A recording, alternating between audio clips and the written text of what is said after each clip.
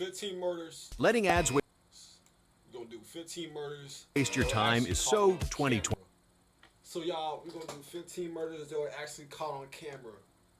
Man. 24. In 2025, we're streaming our favorite videos completely uninterrupted. Rifle first, blue, go. Go, go, go, go, go. Move! Move! Rifle first, blue, go. Go, go, go, go, go. Move! Move! What happens when a real-life murder scene gets captured on camera? Oftentimes, criminals try to get away from the consequences of their actions. But thanks to these vital footage, investigators don't have to look too far to determine who the perpetrator is.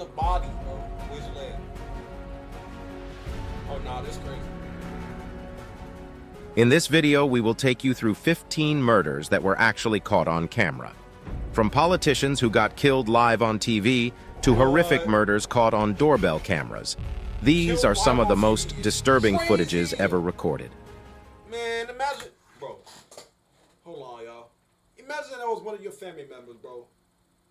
You would be so heartbroken, bro. I'll be crying. That shit's tough, man. That's tough. It's just tough, man. It's tough. Number 15, the murder of Allison Parker and Adam Ward on live TV. What's wilder than getting a murder on camera? Seeing it play out on live TV. The people of Roanoke, Virginia were treated to a gory scene on August 26, 2015, when reporter Allison Parker and cameraman Adam Ward were murdered as the WDBJ-7 station broadcast. Parker had been interviewing Vicki Gardner, who was also injured in the shooting. The man behind the shooting was Vester Lee Flanagan, a former employee of the same TV station Parker and Ward worked at. But what could have driven this man to such madness? Was there a motive behind this senseless killing? Wait, so what? Wait, so did he? He shot the woman? You was a politician? Like you was a journalist shooting another, you was killing another journalist. Oh yeah, there was already alerts on the news, bro. There was already alerts on the news. I don't know, there was already alerts on the news. Alert. Alert, alert, abort. As soon as the news spread, people started coming out to confirm that indeed he was a man of questionable character. That was him? That was him? I've seen that guy before. I swear to God, I've seen him before. I swear to God, I've seen him before. I don't know where. I swear to God, I've seen him before. Apparently, the relationship between Flanagan and the victims wasn't your usual cordial colleague relationship. According to many others who had worked with Flanagan, he was a real hothead. His terrible personality even got him fired from other TV stations he had previously worked in California, Tallahassee, and Florida. By the time of this murder, Flanagan had amassed a mountain load of legal complaints arising from office disputes.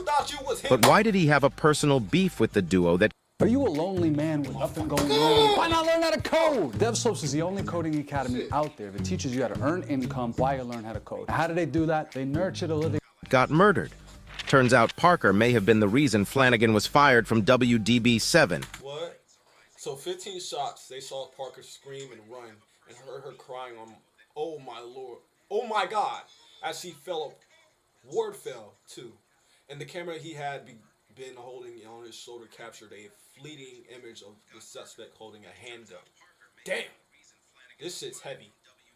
That man, authorities said, was Flanagan, a former staffer who used the on-air name of Bryce Williams, was fired by WDBJ. Man.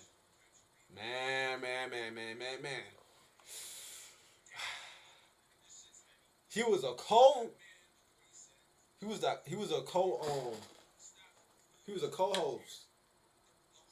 and he fucking killed his partner. And that shit gotta be crazy. You see, it seems both of them had had quite a rough experience, and Parker ended up reporting him to HR, which got him fired. However, Flanagan believes he's the victim here. According to him, this was a case of racism. He believed that everyone in the office picked on him because of his race. Why do we gotta all of a sudden bring race into this motherfucking function? Why do we gotta bring race into the function, yo? which got him fired. However, Flanagan believes he's the victim here. According to him, I don't think it was race. I don't think it was about race. They all kind of seen you as a hothead, bro. Your name was Hothead, nigga. You ain't even hot, but you have a mean ego that you need to fix, nigga. Fix it, nigga. Fix it. This is heavy. this man even supposedly made a 23-page manifesto. He claimed the murders were in response to the massacre of 9 African Americans in a church in Charleston, South Carolina. 9? As the investigations continued, it was discovered that he even had a Facebook page opened under his pseudonym Bryce Williams, on which he posted several cryptic photos and the video of the gunman's point of view as he approached Parker and Ward. A nationwide manhunt was soon launched, and by 11:30 a.m. on the same day, Flanagan's car was spotted on Interstate 66, and as they tried to pull him over, he refused to stop. This resulted in a high-speed chase that eventually resulted in a crash. As soon as he realized he couldn't run anymore, he decided to take his own life. Damn. When officers found his car, He's had suicidal thoughts in his mind. He had suicidal thoughts in his mind, bro. Man. Some of us gotta realize that at one point, bro, once you committed a crime, yo, you can't come back, bro. Your life is over, bro. Like, why do people do that shit? Like, why are we killing each other in 2025? Like, what is the point of that? Like, for real. This is crazy, bro. This is crazy. Our niggas wild. It's wild. they found him with a self-inflicted gunshot wound. But he would not die on the spot. He actually made it to the hospital and died a while later. Number 14. The murder of Nizama Hasimovich. Not everyone can obtain the access to showcase their evil plans on live. Hold on, this is coming down.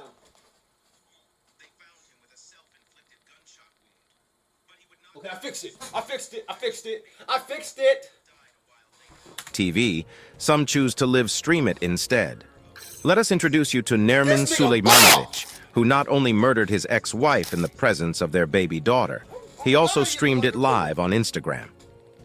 Sulejmanovic was a bodybuilder and fitness instructor from the Bosnian town of... Bro, someone had to hurt him for real. Someone hurt him for real. Someone hurt bro for real, bro. He definitely in that gym. Was scared that he was gonna get cheated on, so he killed his wife. He been a killer before he even killed his wife. of Gradadak. Apparently, he was married to Nizama, and their marriage hit the rocks. On this fateful day, Sulejmanovic came on Instagram to announce that his followers were about to witness an execution. At first, everyone was puzzled as to what he meant, but it wouldn't take long before they would all find out. After making his creepy announcement, the crazed maniac then panned the camera towards his wife, who was tied to a chair and was now absolutely unrecognizable. From the bruises on her face and the severe injuries she had suffered, it seemed Sulejmanovic had initially physically assaulted her, beating her to a pulp. But this was not enough for him. He was not done.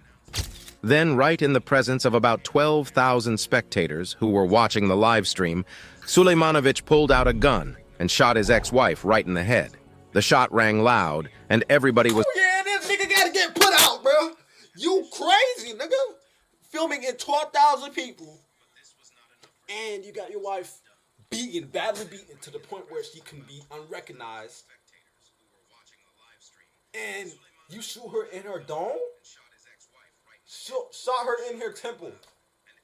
Man, this nigga was definitely jealous of his wife. He was jealous that he was gonna get cheated on. He got cheated on before, so he was scared to get. He was scared of that shit. But she never cheated on him. You put this in front of 12,000 people. He was too brave to do that shit, bro. Was left in absolute shock. Crazy. You could hear the piercing screams of their little girl in the background. In the video, Sulejmanovic admitted that the reason he had chosen to callously end the life of his ex-wife was because she had kept his child from him for 8 days. Oh. But this... What? over your child? Nigga, you can literally go to your house and just ask, or go to the court and ask if you can have a, like, custody. If y'all can have co-parent custody, bro. Why would you have to go to that level, bro? This is what you get. This is what you get for going beyond your level. Now you can't see your child because you're probably in jail, or you're probably dead because you killed yourself. But this shit heavy, yo. This is heavy, bro. It's just heavy.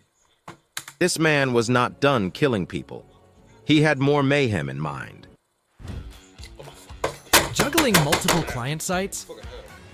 Supercharge your productivity with AI made for agencies. So he ran into the streets and started shooting sporadically.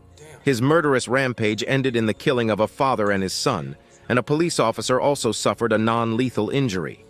By the time the chase was over, the bodybuilder took his own life before he could be apprehended. Further investigation into his person revealed that he was so much more than a bodybuilder. As a matter of fact, he had been arrested many times in the past, and for a wild assortment of crimes ranging from drug possession to smuggling to even attacking a police officer. It was even discovered that he was a member of an infamous gang that often caused rampage. He definitely got to go to the penitentiary, nigga. Not even the penitentiary. He definitely got to get that death penalty, bro. That's crazy. This shit's crazy, bro. It's diabolical. Can you imagine the fear and the cops,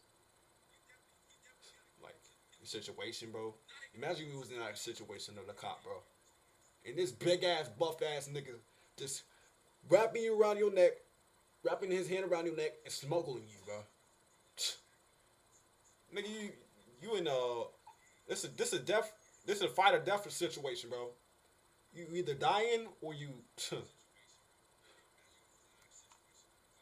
up, bro. You either dying or you up.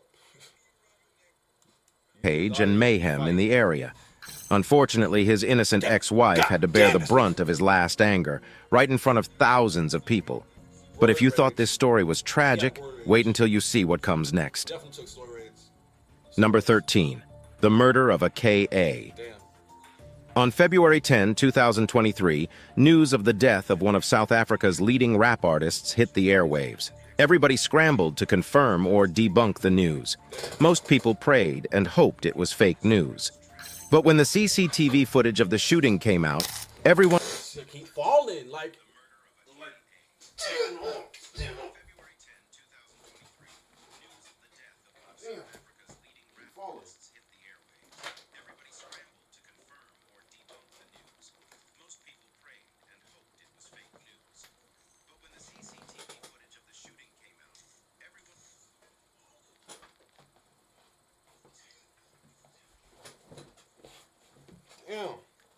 You better stand, bro. We trying to record a video. Damn. One couldn't argue about the authenticity of the claims anymore. In this footage, Keenan Forbes, or AKA as many people knew him, was standing with a couple of friends outside a restaurant in the city of Durban when an unknown gunman crept up behind him, put a gun to his head, and shot him at point-blank range. Man, you can't trust nobody around your circle. That nigga was straight up right behind him and said, "Hey, I finna commit a crime." Pop! He popped him right there and then. He said, "Boom!" He dead. Man, you better hope you gotta have it, because I don't know, bro. Every single person around was shocked, and many ducked for cover because they didn't know where the shot came from. The shooter then quickly sprinted away from the scenes, leaving everyone in disarray. By the time the smoke had cleared, one of South Africa's hottest rappers was dead. But that's not all. AKA's close friend, chef, and entrepreneur Tabelo Tibbs Motswain was also killed in the dead. Man, they've been targeted, bro. Someone was definitely targeting them. Someone had to definitely target them, bro. Because what? He was definitely getting targeted. That's just crazy, bro. Man, you can't go nowhere without being targeted, bro. People have PTSD, bro, trauma. Like, you gotta put yourself in these people's shoes. Like, what are the victims going through at this point? Cause like, goddamn, his homie too. He was a master chef. Nigga could have cooked anybody's food, nigga. Nigga was cooking niggas' food. He was cooking girls' food. He was a master chef. Shooting, making this a double loss for the community. There were so many questions, and the hottest one was who was responsible for the shooting. Was this 35-year-old superstar a victim of gang violence? Was this a hit? Who ordered the hit? Why? The public had so many questions, many of which still remain unanswered. The world held its breath with teary eyes as the police continued their investigation into the senseless killings. But there's some good news, and serious progress has been made in the investigations. They've been able to retrieve the murder weapon and the getaway car, and they even claim to have identified the shooter.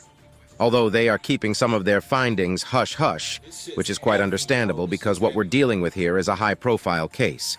So South Africans and everyone else around the world eagerly await the revelations of some of their findings. Hopefully the perpetrators of this heinous crime will be brought to book sooner than later. Number 12. 2022 Buffalo shooting. Who could forget one of the most tragic events of 2022? A racial... This fucking shit, this up, don't stop! Stop!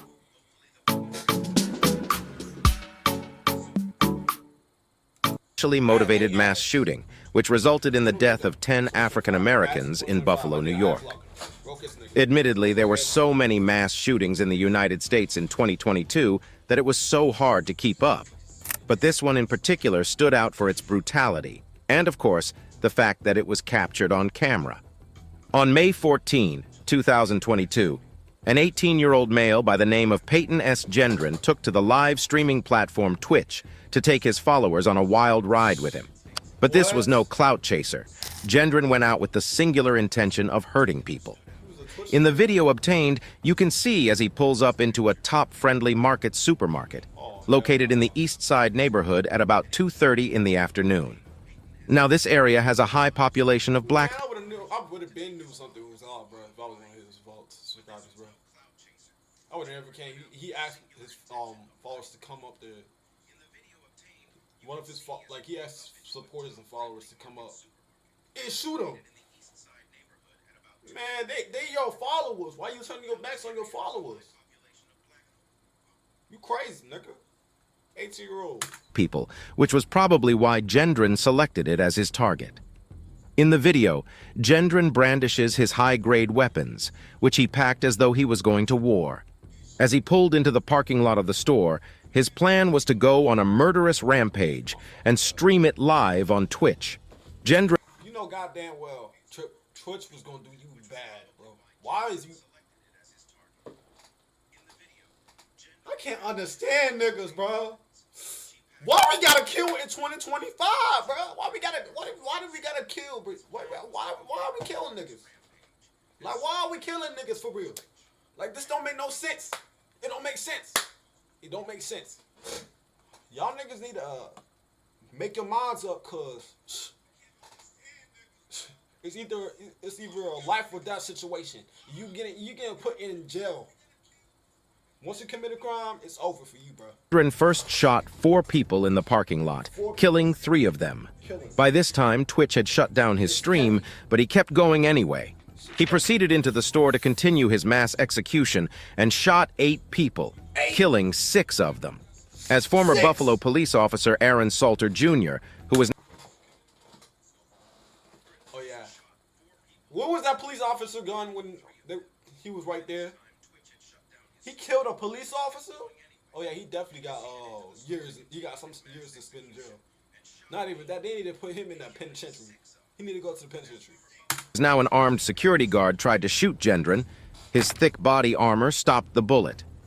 It was as though this teenager was prepared for every possible scenario. Gendron returned fire, and Salter was killed on the spot. Then he proceeded to aim his gun at a white person who was hiding behind the counter, at which point he realized his mistake and apologized. This served as one of the many indications that revealed that this was indeed racially motivated. By 2:26 p.m., the police officers were able to talk him into putting his gun down, and he was then subsequently arrested and charged with first-degree murder. You will not believe what happened next. Y'all telling me he was racist, bro? You tried to kill the cop because he was black? A black individual man like me? Oh yeah, we gotta be strapped, bro. We gotta be strapped as well. Someone, bro. I'm telling you, bro. You gotta have protection. If you don't have that protection, it's up for you, bro. Man, at least he had the. As soon as the trial began, Gendron entered a plea of not guilty, which was pretty surprising to everyone.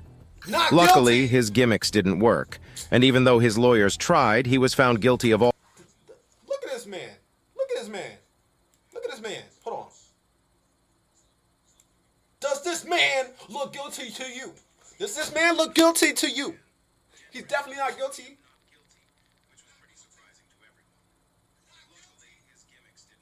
That nigga's not guilty. He ain't got no remorse. Number 11. Atiku Ahmed, shot dead on live TV. Atiku Ahmed was a former Indian MP who had been convicted of many crimes and was serving time in prison when he got murdered on April 15, 2023.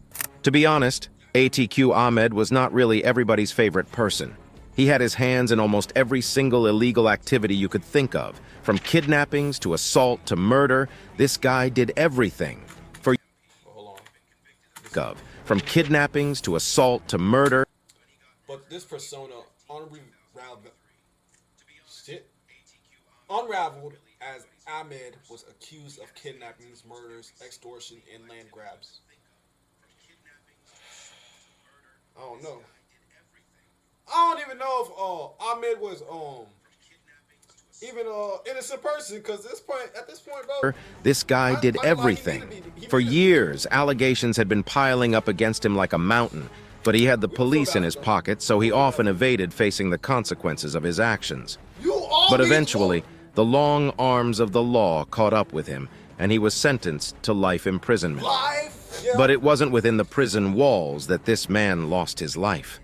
On this fateful day, Atiku Ahmed and his brother Ashraf Ahmed were being escorted by the police outside of a hospital in Prayagraj, in the North Indian state of Uttar Pradesh. In case you're wondering how the shooters were able to carry out their mission, even with the heavy police presence, here's a breakdown of the events. The three men who were later identified as the shooters were 22-year-old Lavlesh Tiwari, 23-year-old Mohit Purani, and 18-year-old Kunar Maurya. According to the police report, the three men had arrived at the scene on motorcycles, posing as journalists. They even had a camera, which was brandished with the logo of a TV station everyone was familiar with. If you could imagine your ideal way of working, what would it look like? Monday.com can make it your reality. With Monday.com, every business, no matter the industry or size, can simply work better. Monday.com adapts. So you know this was a well-planned op. As the shooters moved close to Ahmed and the police officers, pretending to interview the man and his brother Ashraf Ahmed, who also lost his life in the shooting. Within the blink of an eye, the gunmen brought out their guns and opened fire. 20 close-range shots later, and ATQ and Ashraf were lying dead on the floor. The men quickly surrendered to the police after the shooting and were taken into custody. Just like that, the drama was over. When asked what motivated the murder, the men claimed that they had been following the brothers for 2 days, as they wanted to eliminate them in order to wipe out the entire Atiq Ashraf gang and make a name for themselves. A judicial investigation has been launched into the matter, and a report is set to be released soon. Number 10. Homeless man shot on the sidewalk. Ready for another spine-chilling murder story caught on camera, this one is even more disturbing than many of those you've seen in this video. On February 27, 2013, a bystander recorded the moment when a man named Deshaun Thomas brutally murdered a homeless man who was later identified. This man is homeless, bro.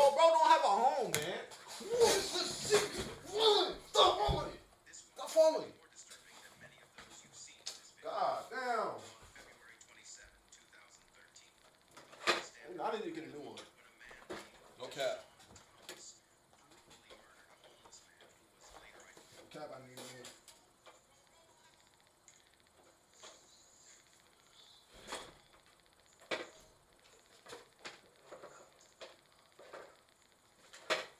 I need to get a new green screen. I need a new green screen.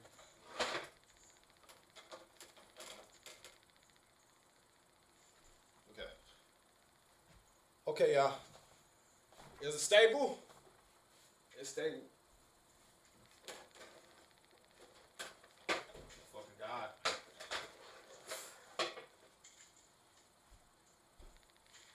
My fucking God. It's not stable.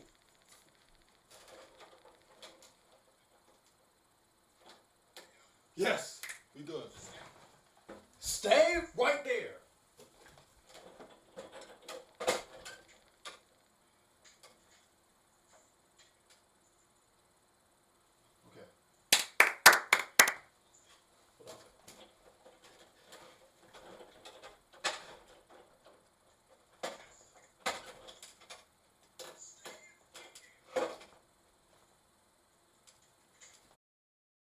In the video, you can see Banton calmly exiting the scene.